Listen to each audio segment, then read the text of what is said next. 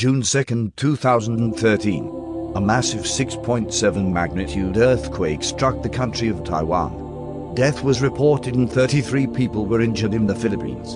The quake had a shallow depth of 9 kilometers. Previously published May 6, 2013, with embedded date.